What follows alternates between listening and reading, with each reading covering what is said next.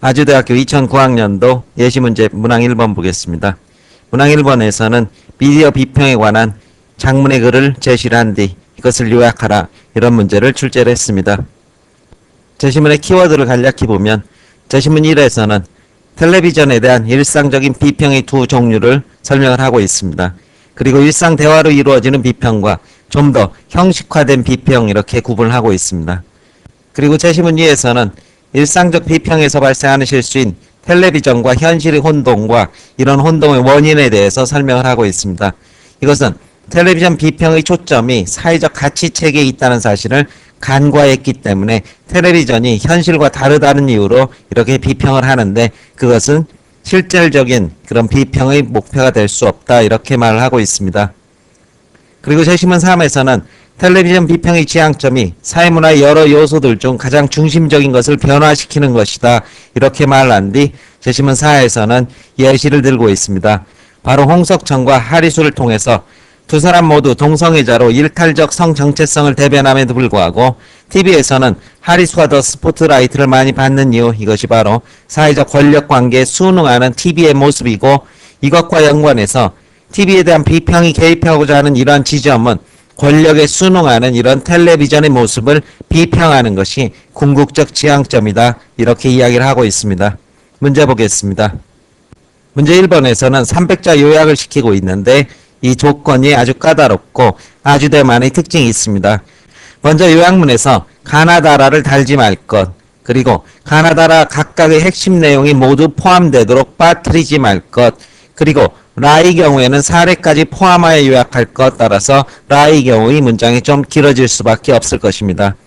그리고 제3자에게 전달할 것을 고려하여 글의 순서를 바꾸지 말고 흐름을 그대로 유지할 것, 요약문 또한 한 편의 완결된 글이 되게 할 것, 이런 식의 요구 조건을 제시를 하고 있는 만큼 따라서 순서대로 자기가 가장 핵심적인 키워드만을 가지고서는 300자 분량의 한 편의 글을 다시 쓸 것, 이렇게 요약이 될 것입니다. 글이 짧은 만큼 제가 곧바로 다 요약을 했습니다. 텔레비전에 대한 비평은 일상 대화로 이루어지는 비평과 좀 더 형식화된 일상적인 비평으로 분류할 수 있다. 이게 바로 제시문 가가 될 것입니다. 그런데 일상적 비평에서 흔히 텔레비전과 현실을 혼동하는 실수가 일어난다. 이는 텔레비전 비평의 초점이 사회적 가치체계에 있다는 사실을 간과한 처사이다. 일상적 비평에서 텔레비전이 현실과 다르다고 말하는데 이것은 비평의 핵심적 사안이 될 수 없다.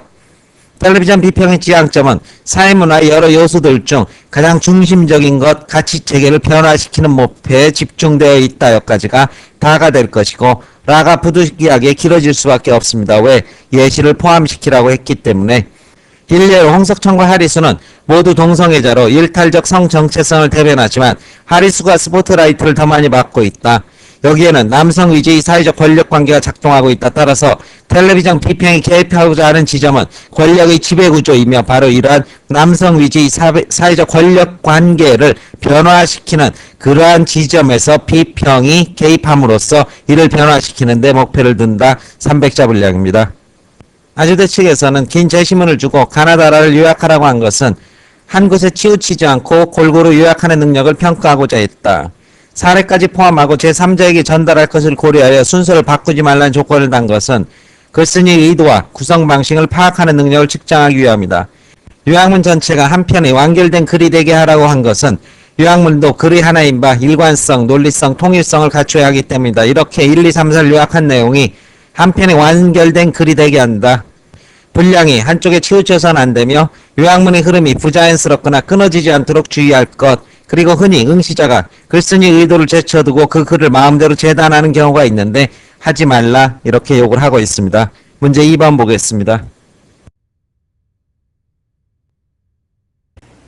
문항 2번과 3번에서는 적서의 차별과 루키즘을 주제로 출제를 했고 제시문의 간단한 키워드만 보게 된다면 제시문 가에서는 서자 즉 서얼에 대한 제한적 등용을 허용을 하자 이런 얘기를 하고 있습니다.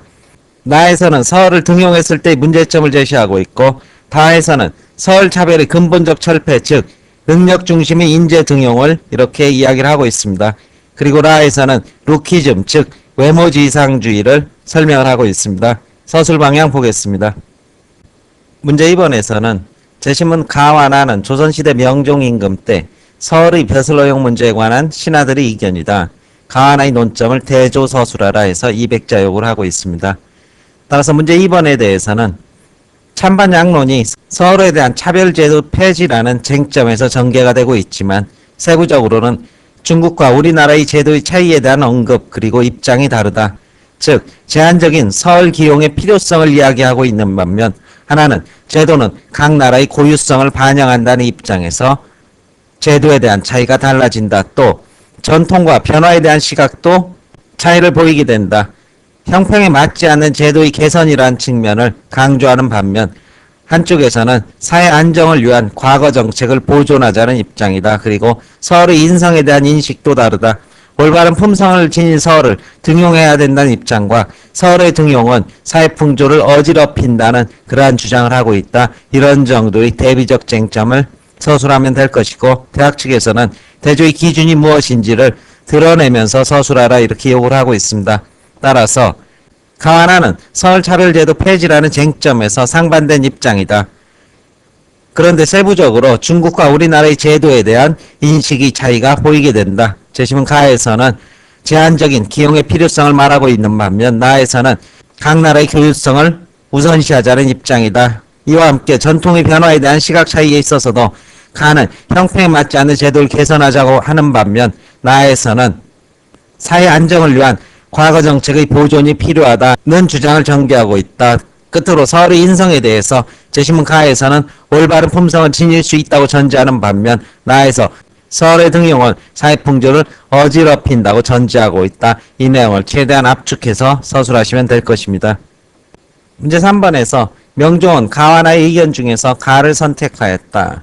재심은 다를 요약하고 이를 바탕으로 가를 반박하라. 그리고 문제의 연장선상에서 라에 나오는 루키즘 현상을 비판하라 600자입니다. 따라서 다를 요약하는 게 150에서 200자 그리고 이를 토대로 가를 반박하는 것 200자 마지막 루키즘 현상을 비판하는 것 한 300자 정도의 분량 배가 가능하게 될 것입니다.